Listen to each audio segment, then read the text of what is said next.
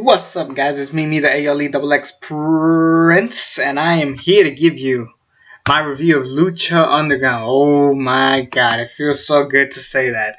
Lucha Underground is back. Um, dude, I just miss this feeling when I'm watching wrestling. I want to be like marking out, not worrying about criticizing it. I just want to talk about the storytelling, the fun, just the fun, action-packed show. This is what TV should feel like. Um, and I'm gonna spoil, of course, season 3 if you haven't seen it, but I really recommend you guys just go watch this show. This show is basically a follow up to season 3, and in this first episode, so in season 3, Dario Cuero dies at the very end after Ultima Lucha 3, and then the guy said basically that yeah, some gang members shot him and whatever, and then the Dario Cuero's father, who is played by the same guy, said now I'm taking over the temple. However, since that shooting happened, we can't use that temple anymore, but Antonio Cuero can have a different temple. So we're gonna have a new temple.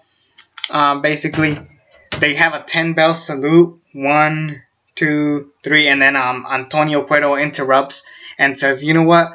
I'm gonna kick off the Lucha Underground the way it should be, and it should be with my big stipulation, not Dario's Aztec Warfare. So we're gonna have Aztec Warfare 4, and basically it just kicks off with a bang.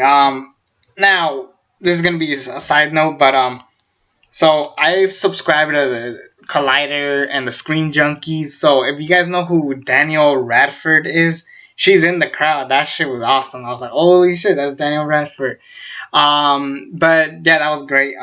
So we start off the match with the Mac and Killshot in the ring, and Antonio said, you two will be the first two entrants, and since Dante Fox is missing, you guys will have a new partner, and that will be the third entrant. And sure enough, it was Son of Havoc. So the match starts with all three of them fighting for a while. It's more of a 2-on-1 handicap match. It was a fine. I kind of hope that Dante Fox does come back, because he is one of the favorite parts of Lucha Underground. He was probably one of my favorites.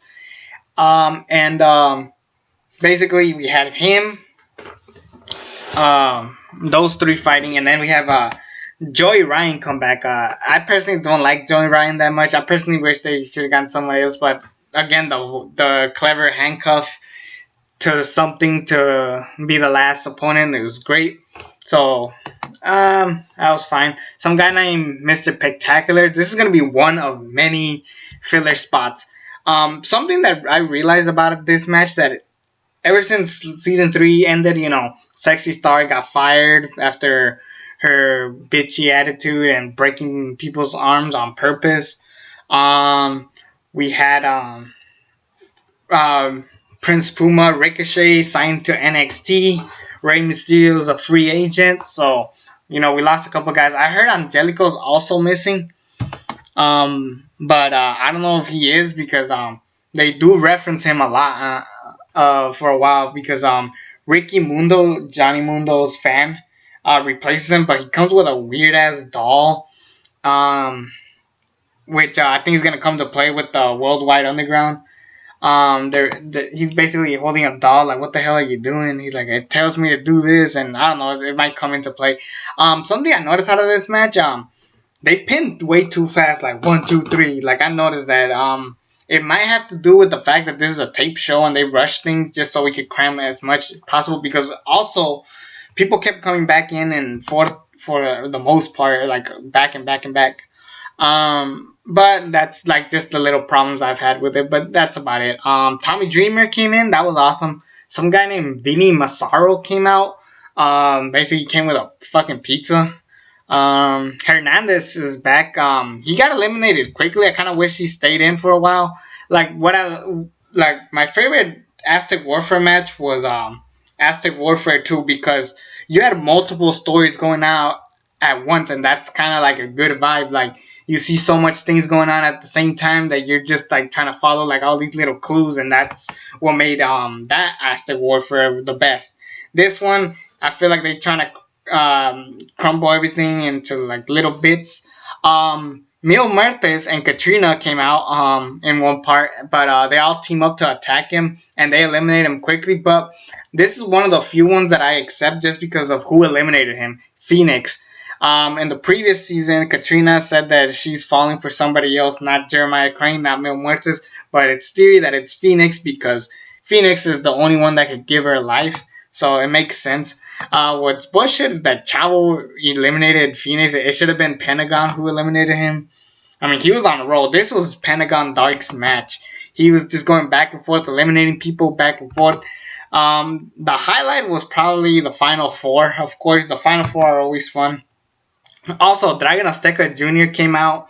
New mask, new look, not bad. Also, King Cuerno has a much better look. He looks pretty badass. He looks like, because it's him with long hair and then in tight, like no homo, but like he looks tough. He looks cool. Like I don't know. He looks like a luchador Tarzan. If you know, that's kind of what it reminded me of. Also, we have Johnny Mundo. I guess he's gonna feud with the reptile tribe because they do attack him after eliminating King Daga. Be what that comes out. No Drago, but I'm pretty sure he's coming back. We didn't see a lot of people. We didn't see the Rabbit Tribe. We didn't see Arrows. Did we see? Yeah, we didn't see Aerostar. Yeah, we didn't get a lot of people, which was kind of disappointing. But I know some are back, some are not back. But from the trailers I've seen, I know that Aerostar and the Rabbit Tribe come back. They already teased that the Rabbit Tribe are back. Cage, I don't know where the hell he is. Yeah, we're missing a lot of dudes, and it does kind of take away the vibe of this show. But I'm cool with it because Lucha Underground has some amazing writing, some of the best writing ever, and I really don't judge them that much because that's how good they are. But definitely, I can't wait to see what else they bring. The final four were King Cuerno, Chavo, Pentagon, and Marty the Moth. Pentagon Dark was in the match for a while. He eliminated everybody back and forth. You didn't even keep track of how many people he eliminated just because of how good he was. The final two eventually ended up being Marty the Moth and Pentagon Dark, and I was like, oh shit, if Marty the Moth wins, it's going to be all fucking chaos. But yeah, I'm glad that we had Pentagon Dark win. I kind of wanted Marty to win just to be curious as to what would happen, but Pentagon winning is great because he just got the belt and now he looks strong. And it could be good for a change for the champion to walk in as champion of Aztec Warfare and walk out. Because recently all the champions have lost the belt. Matanza and Phoenix have lost it. But now Pentagon is the one to retain it. So that was awesome. And then at the end, it ends with a cliffhanger, which is so great to see. Antonio Cuero comes like, yeah, that might have been your biggest battle. You may have won, but guess what? You have a match next week against my only son, Matanza Cuero. So Matanza is back for sure. Jeff Cobbs, Pentagon Dark, Matanza Cuero. They're gonna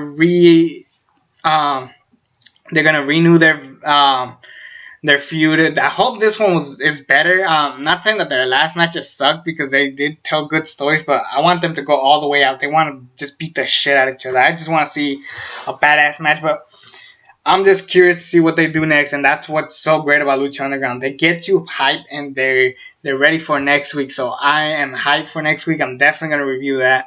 Anyways, I hope you guys enjoy. It's me, the ALE XX Prince. Subscribe to the channel if you haven't already, and until then, I'm out.